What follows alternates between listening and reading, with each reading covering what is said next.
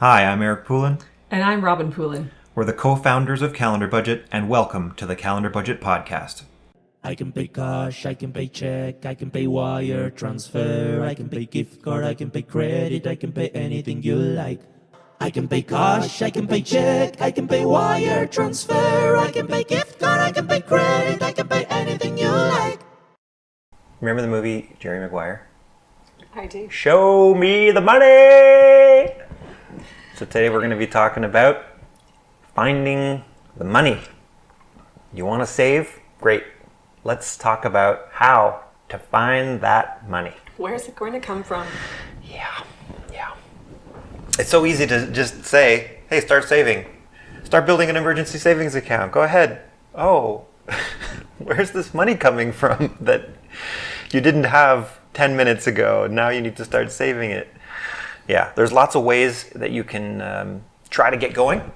So we're going to just start with a bunch of things that you can do to start getting going on saving yourself. So what are some ways we're going to do this? I'll start us off. We're just going to kind of go back and forth here with some ideas. So I would say first thing, pay yourself. So Yes. When you get your paycheck, first thing, savings. Exactly. You can even automatically have it set it up to automatically take that money amount out of your paycheck to Yep. go into a savings account. Exactly. Overestimate your expenses, underestimate your income, Yeah. and then budget based on that. And when you have the difference, save it. Or play beat the budget, where you spend less than you intended in the first place. I see a friend do that. She saves on her groceries and she squirrels that money away, and then she sends her family on vacations. Yeah. I think almost yearly. That's a brilliant idea. Yeah. Okay, so if you're an employee and you get a tax return at the end of every tax year, you don't need that tax return. At the end of the year, you could be getting that money all the way through the year and earning interest on it.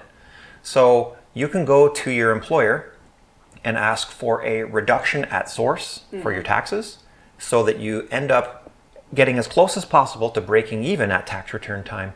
Use that money that you're going to get a little bit more on each paycheck and put it into savings and benefit from the time interest that we're going to talk about today.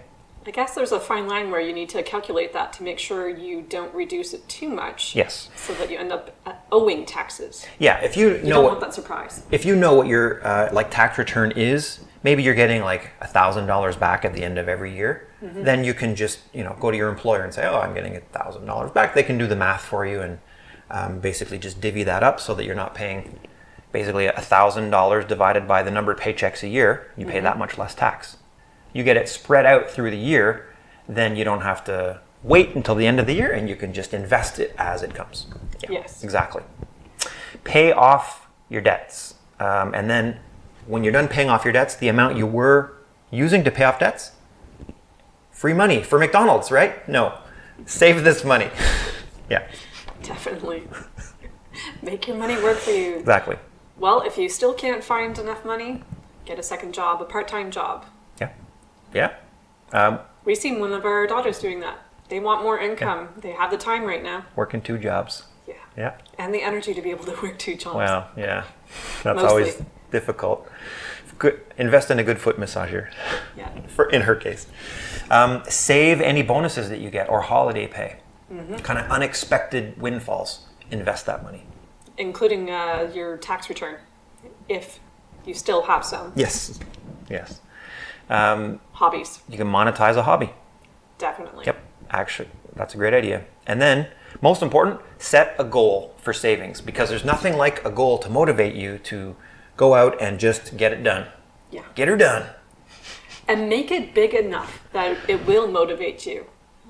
Getting a new bike or something like that. It's probably not enough motivation. Unless it's a motorcycle. Ooh, well. Yeah, it should be a big enough goal that's motivating. Not something that you can accomplish in a month. Something that might take you 6 months to a year. Again, these are short-term goals we're talking about here. But that's going to motivate you to get that money in place. And then when you have your longer-term goals in place, like for retirement, set that with a financial professional. Get your advisor to work with you on that. And then just have automated payments like you talked about, going out all the time, and then just become part of your monthly expenses. And in fact, you can't fall behind on them because it's automated, and you'll get in trouble if you don't meet that obligation. Yes. Yeah. And now something we mentioned in previous episodes, but we always recommend don't commingle Yeah. what? Your money, your savings money with your spending money. Because if you leave your savings money in your checking account, it is so easy to spend that savings money as well, because you don't have that threshold to stop you. Yeah, exactly. When you put it in a separate account, make sure that it's not available on your debit card, so that you can't just swipe to pay. Should only be available through online banking, or if you're crazy, an in-person visit to the bank, but who does that anymore? Money you can transfer to and from as needed, but mostly it should be just transferring to. Yes. Build this account up. Yeah. And you can get savings only accounts that, for this specific reason are not available as debit accounts. They can only be used for saving, and maybe they're only available. Like our bank has an account that's only available for transferring money in and out of. You can't actually, Yep. you can't ever do a transaction with And it. that was by request. I think originally it was available through our debit card, but we No. went in and we asked, there was one account that we did that with. We said, please take that off We did. to make it not Yeah. accessible. But there's certain types of accounts that That are are only accessible. specifically designated as Yes. bank products that are savings only. Yeah. And they typically have no fees with them. So that's what the beauty of these accounts is. Because they don't have the capability of writing checks or doing debit transactions, no fee. So those are the greatest kind of savings accounts, no fee, because you want all your money going to savings and interest. Definitely. Okay, big topic for show me the money, for finding money, is compound interest. Like, time is your bestest friend ever Oh, yeah. when it comes to saving. So that means start early, and you're going to be able to see your money grow over time. So the earlier you start saving, the better it will be because of compound interest. So compound interest basically just means you get interest on your interest. Yes. So if I put $100 in, let's say I put $100 in my bank account, and then in 1 year, that is now 1,000, sorry, I said $100. Now it's $110 in a year. But meanwhile, if I go day by day, if you get like a daily interest savings account, you're going to get interest every day on this amount. And then that $100 maybe on day one is worth $100.01. So now you're getting your interest calculations on $100.01 rather than $100. So that interest has a cumulative effect, and it seems like nothing on day one. That example is almost meaningless. But imagine on day 300, now that $100 is $110, for sake of example. The next day, now you're getting interest on $110 instead of just the original principal amount. Yeah. So there's a way to figure out how long it will take for your money to grow. That is called the rule of 72. Yeah. Now, when it comes to getting the rule of 72 to work for you, consider how long it takes for that money to double. Right. That's what it breaks down to. So if you have an interest working at 2%, then if you divide 2 into 72, that's 36 years. So that will take 36 years for your money to double. But if you have it at 6% interest, 6 into 72 is 12. So in 12 years, your money will double.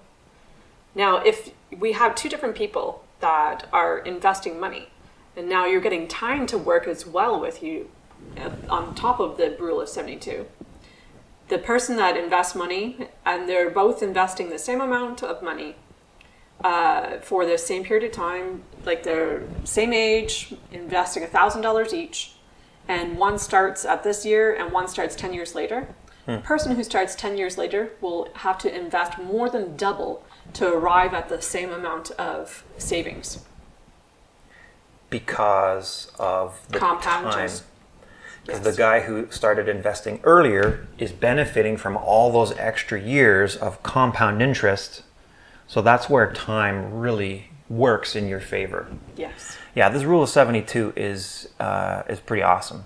Yeah. And it really illustrates why it's a good idea to start early. Again, when interest is working for you, time is your best friend. Yes. When interest is working against you, it's your worst enemy. Yes. And it can work against you in things like a mortgage or loan or credit card debt, which is why get out of debt, right? Get out of debt. But when you're saving, compound interest, yes, we love you. Thank you very much, compound interest. So this is just a simple calculation. It doesn't take into account things like taxes and rates of return on certain things, fluctuations in the market and sentiment and all that kind of thing. But it does allow you to figure out how long will it take your money to double. So yeah, good idea. And it illustrates too the really big importance of investing your money in something that earns a higher interest rate, right? The difference between 2% Yeah. and what was the example you used? 6%? Yeah. Is drastic. Yeah. Imagine if you found something at 12%. Yeah. 6 years, have your money double. It'd Exactly. be fantastic. So 2% takes 36 years. Yeah. 12% takes only 6 years. Yeah.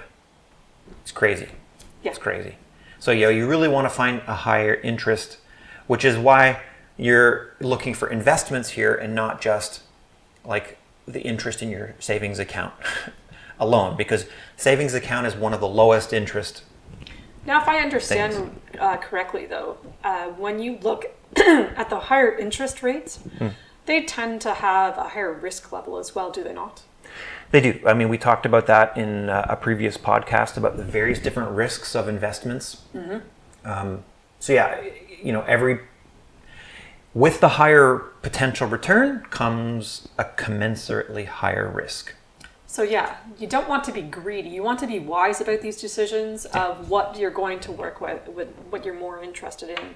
The risk level you're okay with, and the higher interest rate, if you're okay with those, then go for it. Exactly. And that's where we talked about again previously a risk assessment, right? You figure out what are you comfortable with in terms of risk and diversify so that you don't have all your investments in high risk things and then suddenly lose the bucket.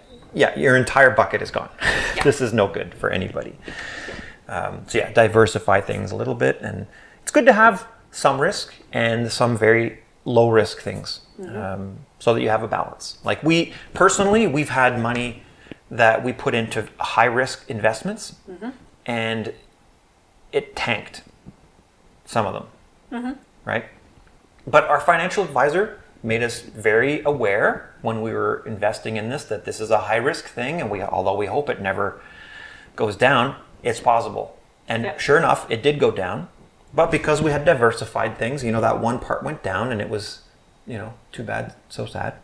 Yeah. But we've had other investments where we're not quite as high risk as that one that I'm referring to, but we've put in some other fairly high risk ones, and they've delivered pretty high returns. Like I think we've had 18% returns in a couple of years on some of our investments, that's fantastic. Yeah. So make sure that you're just aware, use that rule of 72 as a measure to help you figure out how quickly you want to double your money. But like I said, don't be greedy and just make sure that you're doing it in a diversified, risk assessed way that your financial advisor will work with you on. Definitely. Now, we talked about some ways to show me the money. Most of those ways were like things that you can do directly. Techniques you can use, tricks you can use to save more money, to find more money, to produce more money. But you don't always have to do it on your own. Sometimes there is some help available from various different sources. Yeah, the government has some benefits to be able to help you, where they have some contributions that you can make at work that will help for retirement. Yeah, like you have to make them. They're actually mandatory. Every government that I know of forces you to pay into some form of social security. Yeah. in the US, I believe it's called Social Security. In Canada, it's employment insurance. Is that it? Maybe not. No, I That's think something that's not different. There's something that you, Social that you have to Security. pay into. And then when you retire, you'll get a little bit of this money. It's not But not meant much. to be your retirement savings. It's just Yes. a nice little drop in the bucket. A base to start on. Exactly. Yeah. Yeah. Do not plan on retiring on this money. It will not be enough. Yeah. Not even close. So, yeah, in Canada, Social Security, in US, Social Security in Canada, I think it's old age security that you get Right. when you retire. But again, it's not going to be that much. What other things? There's also education savings plans that you can get. That's not going to be at your retirement, of course, but that'll help you along the way. You can invest money into in Canada, it's an RESP, Registered Education Savings Plan. In the US, it's a 529 plan. I had to refer to my notes there because I'm not familiar with this term because we're from Canada, but it's the same idea. I do recall when we started that for our kids that the government was matching payments at that time. So To a certain amount, which Yeah. is why they're helpful. exactly. They're tax sheltered investment savings, but the government will match some of it to make it even better, for sure. We also have employers that can help you with saving, with this like long-term savings. We're talking like retirement savings here. So usually for an employer that comes in the form of a pension, right? So pensions are, they're great because they're tax sheltered and tax deferred. So tax sheltered means that, hey, you put $1,000 in. Normally, when that $1,000 makes some money, like it makes $100, usually you have to pay tax on that $100 because that's income for you. But when it's in a retirement plan, like a pension, you don't have to pay tax on that until much later. So tax sheltered means you don't pay interest on the gains. Tax deferred means you don't pay interest at all on any of this until you withdraw it at a future date when you actually retire. Which is great because if you had to pay tax on that now, if you had to like withdraw that now, you get your regular job income plus the income from the pension. It's probably going to put you into a higher tax bracket, and suddenly you have to pay way more taxes than you wanted to. When you retire, you don't have your regular salary anymore. All you have is the pension salary. And so you're going to be in a much lower tax bracket. So not only do you have to get to pay the taxes much later, you get to pay much less taxes on them overall.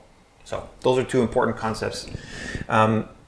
And with those options, the money is going to compound a lot more quickly. So that's why pensions are so fantastic. You got to be careful. Sometimes certain pensions will have a locked in component to it. Right. So I used to work at a company that had certain part of my pension was in, well, you're going to talk about these in a minute, but a certain amount of my pension was in a thing that I directed myself, Yep. an RRSP in Canada or a 401k in the US. And another part of it was in something called a LIRA, L-I-R-A, locked in retirement account, meaning I cannot withdraw those funds under any circumstances until I'm, I think, Retirement. 55 or something. There's a retirement age that's associated with the account, Yep. and you cannot get at it. So that, one of the risks that we talked about last time, liquidity risk, that one has a significant liquidity risk because I can't cash that in Yeah, until inaccessible. I'm that age. But it makes sense. It's earmarked for retirement. So I mean, I went in that with my eyes wide open. Not that I would want to cash in any of my retirement savings anyway, because what's the point? You're saving for retirement. Don't cash it in until you retire. So it just makes it that way. Now, most pensions come in two flavors, and one of them almost no longer exists. Yeah, defined benefits. Yeah. That one, usually you'll see that only in public sectors, but the private sectors, it's too risky for them. So they tend to shy away from that one. In fact, my previous employer was IBM. I used to work at IBM, and when this was more than 25 years ago, when I first started with them, and at that point, they were telling me that defined benefit is an option, but they're phasing it out. Now they're almost completely extinct. Yeah. But there still may be some out there, so probably worth talking about what they mean and what they're all about. Right. So defined benefits are more guaranteed because you understand what you're going to have when retirement comes along. There's a specific amount that goes into the savings every time for the retirement, and it's more predictable of what's going to happen. And it's based on your salary, your years of service, and possibly your age. And so, so for an example, if you had 2% interest, your average yearly pensionable earnings during your highest 5 years of income, and plus the years of pensionable service. So you have 2% to times, say, 100,000. That would, probably 35 years, that would be $70,000 then. That you get like as an annual retirement benefit. That's good. That's good for you. Exactly. And your employer is taking on the risk at this time because they are controlling where the money is invested in order to make sure there's enough money to cover the retirees when they come to that age and for however many years they live for that this pension is around, this retirement savings. Because they're on the hook to pay that pension to you. Exactly. No matter how the performance of the retirement fund performs. Right. So that's why it's risky for them. Exactly. So there are some good benefits to this. That's why companies are phasing them out. It's too risky for the company. Exactly, especially in this private sector. Now the benefits are that you are not responsible for managing the funds where they are invested and things like that. The employer has that to take care of. So that's wonderful. Flexible retirement dates. You could retire early, but that means that you could take a pay cut then, but that means you get more time back. A pay cut from your pension. From your pension, yes. If you're willing to retire early, will you take a pay cut in your pension then? Right. Kind of thing. I've heard of a number of people in that situation. Yeah. But that means you get to have more years while you still have the energy and the health to be able to do the things that you want to do. Flexible payouts as well. They have that available with the defined benefit. Survivor benefits. So I've seen this happen where the husband had passed away and the wife is now getting a percentage of that pension still that comes to her. Okay. That happens in the other one too, though? For a different reason, I guess. Different way, yeah. That's the company paying the spouse directly. Yeah. For survivor benefit. Yeah, okay. Yeah. Cost of living adjustments for inflation. That tends to be taken care of as well with a benefit. No wonder companies don't fund these anymore. Exactly. They sound too good to be true. Yes. Income splitting you can do with your spouse, which is great for tax breaks. And again, the employer bears the risk, so they are controlling what happens with the investment to make sure that there is enough money to cover all the retirees. Yeah. So the risk being, Is going to be enough in there? if the retirement fund is mismanaged, Yeah. or if the market just isn't performing very well, they still have to pay the fixed amount to their employees, no matter how the thing performed. If it underperforms, they're going to have to pay their employees from operations cost or something. They still owe this money, even if the retirement fund can't bear it properly. Exactly. Or even Yeah. worse, if the company goes bankrupt and they are no longer able to pay out the pensions. Oh, but that's dangerous. If a company goes bankrupt, you don't get pension anymore. Exactly. So that is a risk for the pensionee. Yes. So maybe that's another reason that they're being phased out, because Neither side is going to enjoy this. more and more companies are going bankrupt these days. Yeah. You know, a large corporation maybe less so, and a public sector maybe less so. Yeah. But yeah, Still. for a bank or for a company to do a defined benefit pension and then go bankrupt means all the money that you put in expecting to have a pension over the years, gone overnight. Exactly. That would be There are devastating. My goodness. There are other disadvantages as well that come with this defined benefits, where maybe you feel like you need to keep working because you want that full retirement income. And you feel, I really need to stop working because I'm just tired of all this. My body can no longer handle this. But you want that full pension, so you push yourself, and then you probably incur some extra health risks. But that's probably the case for the other type of pension as well. Yes, but I think because there is this idea of getting 100% of what's owed to me, some people might feel the need to fight for it more. And it's A sense of entitlement. exactly Okay. Yeah, okay. that kind of thing. Fair enough. Company managed funds, I think we talked about that, where if it's not managed well, It's risk. Yeah. exactly. Well, the risk is to both. Like we said, the company may have to fund it another way, or they may just go bankrupt. Yeah. And then you lose everything. Terrible. Yep. Man, that would be awful. And not all of these defined benefits include the inflation accommodations. Some of them don't include that. So could risk that. And you tend to have like a pooled account for these general pension funds. Yes. And so that money is all going to the one person. One fund is funding for all the people. Yeah. That's what I meant. Yeah, because they take the big fund, and that's what they use to invest Exactly. millions of dollars in whatever they're doing. Yeah. Yeah. Defined pension plans are they used to be fairly common, but again, they're being phased out to become, now they use more of the defined contribution. Yeah. DC. So you hear, when IBM was teaching me this, and they're saying you can pick between these two, but Yeah.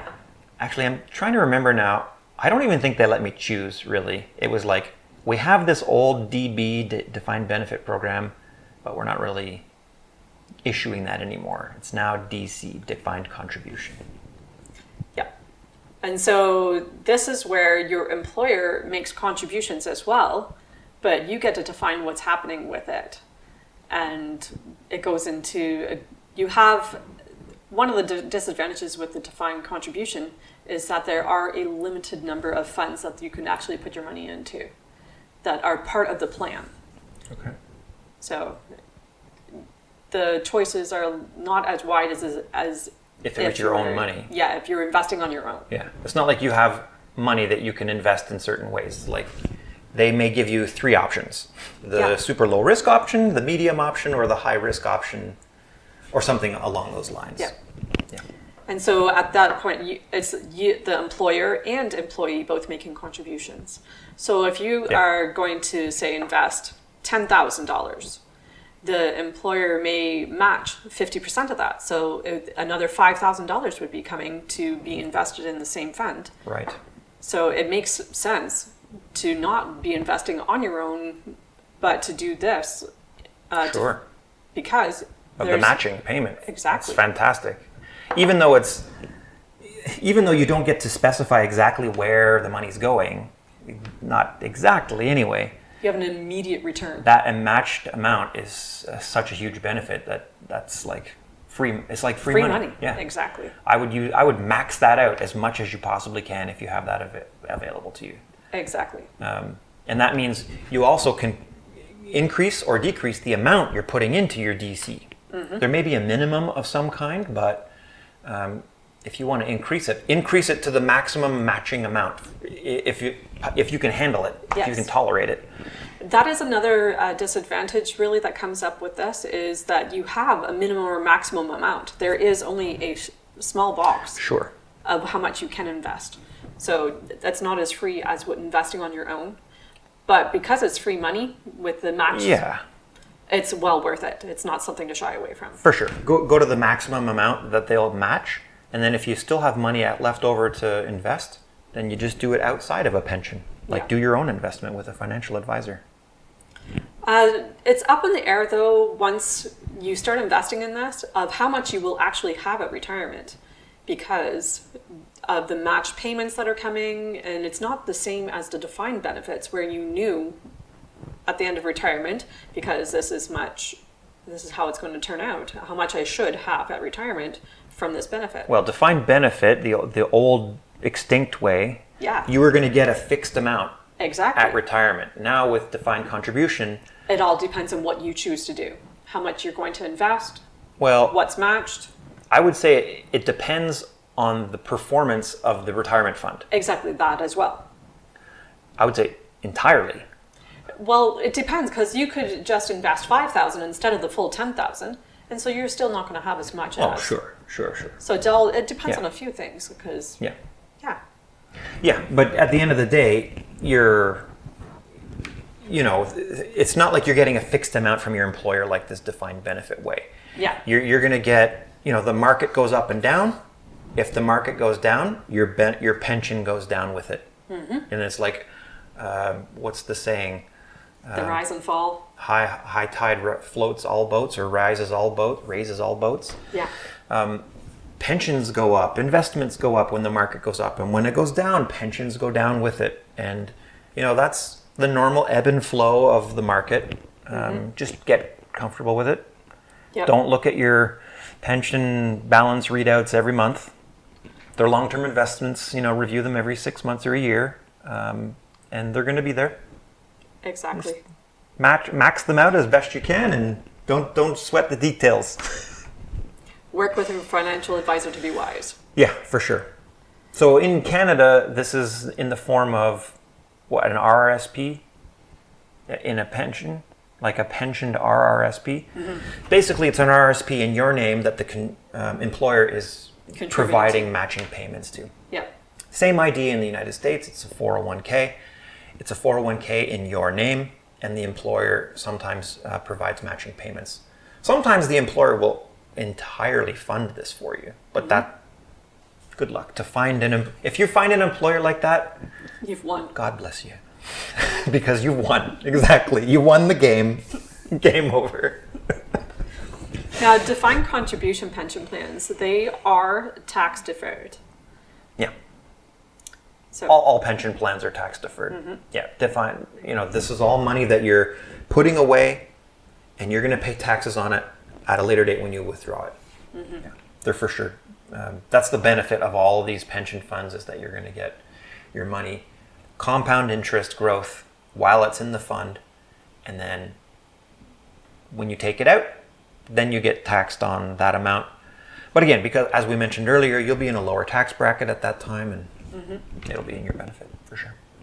now, one of the benefits of doing this defined contribution, thank you, is that it's vested in investment, meaning that it's yours immediately. Oh, that's true. It's not in this think about group that. fund. It's in a separate account that's yours, your RSP. Yes. RSP. It's registered with the government under your name from day one. Exactly. Whereas the old defined benefit, you have this Group fund. vesting. Well, it's not just that it's a group fund. It's you have this vesting period. It's almost like probation. Yeah. Oh, you're on probation for 5 years sometimes, or however long it is, and you're paying into this pension with your paycheck. Hoping. And then if 4.5 years comes and you change jobs for whatever reason, you're let go, or you leave because you find a better job, all that money that went into the pension not vested, which means you don't get any of it. No, I don't. That would be so heartbreaking. I picked 5 years out of the blue. It's probably not 5 years. It's probably more like 6 months or a year, but Yeah. that would be very unpleasant to not be vested and then have your amounts just disappear. Definitely. Yeah, I forgot about that. You have the ability to withdraw the funds in some cases for this defined contribution. Yes, if it's not in a locked-in account. When I was at Not the IBM, I had two different kinds. There was a locked-in account and then a regular account. The regular account, yeah, you can withdraw it if you're if there's an urgent, emergent need. But again, don't do that. That's the whole reason it's called retirement savings is retirement. Yeah, save it for retirement. Yeah. I think the greatest win we've talked about is where the employer matches. And often that's what they do. Sometimes, I don't know if they really do too many of like a 100% match, but at least 50%, I'm sure. Yeah, I mean, it really just depends. Depends on the company, how Every they decide to do it. HR department, every company will be a little different. Yeah. Find out what your company does and try to max out any matching payments they have, because that's the best retirement savings available for sure. And so other disadvantage you run into is even though you get to pick what funds, they're limited, like we talked about, but management fees come with running those funds. Oh yeah, there's management fees in every investment though. You're going to always pay those, even if it's a private investment. If you're working with a financial advisor, you put $100 in. If you look at where that $100 goes, there's like 2% of it goes to the manager fee and 5% of it goes here. And that's always the case with every investment, except for DB. Defined benefit, you're getting that amount unless the company goes bankrupt. Yeah, because the company is taking that risk, not you. Exactly. Yeah. We talked about the unpredictable income because of depending on how much you invest, what the employer matches, and the volatility of the interest earned. Yeah. You bear the risk because it's in your retirement savings income account. Exactly. And managing it and what's going You to bear happen the with risk that. because it's at the mercy of the market. Exactly. Yeah. And you need to make sure that you are disciplined to be able to take care of this and to manage what's going to happen and not just leave it to float its own way, but to regularly check on it to make sure things are going well. What do you mean by that? Just not to just leave your retirement, check on your income every now and then to see maybe you've had some increase in wages, that you might want to increase your retirement investment as well. Oh, to get more matching payments or something? Exactly. Yeah. And as well to keep track of what's happening with the volatility of the market to make sure things are going to be safe. If you're directing it into, your company has 3 options, for example, make sure that's still the right option for your risk tolerance. Because Exactly. sometimes that changes over time. But I would advise to not look Too frequently. too frequently at the ups and downs, because there are ups and downs, like the stock market, ups and downs, wild ups and downs every day. And if you just get stressed about that, it's not going to help you. Like, this is a long-term investment meant to stay there for 20 plus years. Don't worry about what's happening in the last month or 6 months even. Like, the market's going to go up, the market's going to go down. Yeah. Over time, it has always gone up. Okay. So yeah, ask your employer, check out what's available, learn a little bit about what these things are, max out your matching payments, because that's going to be probably the best retirement savings. I would say, again, work with a financial advisor on what your retirement goals are, because, if you have a picture of what your retirement looks like and you look at how it's funded, so you have your government funding, old age security or social security, you have a pension, and you add those together, is that going to be enough to fund your retirement goals? Yeah. If not, then you need to go outside of those two and do your own. Like with a financial advisor, they can invest money in other markets. Basically the same thing that your employer is doing, but since you can only max out a certain amount with your employer, then you do it privately with a financial advisor until you have a plan in place that's going to meet your retirement goals. Definitely. Yeah. You may run into the occasion though where the employer doesn't even do a pension plan, that you need to handle that all on your own. Yeah, it's entirely possible. Yeah. If it's a small company, that's definitely going to be the case. I owned a business and we didn't have a pension. Like, we had 3 employees. I'm not going to run a pension for that. Man, we had benefits, but that was about it. Yeah. So yeah, sometimes you have the case where that's not available. And then it's just financial advisor. You should have a financial advisor regardless. Agreed. Because you're going to have to go through this risk assessment. You'd be foolish to do on your own. And to try to project out what your needs are going to be based on what your goals are. Your financial advisor can't set your goals for you, but they can bring you down to earth if you're like way out of your league. Or they can tell you, look, if you want to be in that league, here's what you need to do. You need to play ball. You need to start putting $5,000 away a month. If that's not possible, then you need to just curb your expectations. But yeah, a professional financial advisor will help you with all of these details and get you on track with your goals and your savings for retirement. The point is that you need to make sure you are saving for retirement.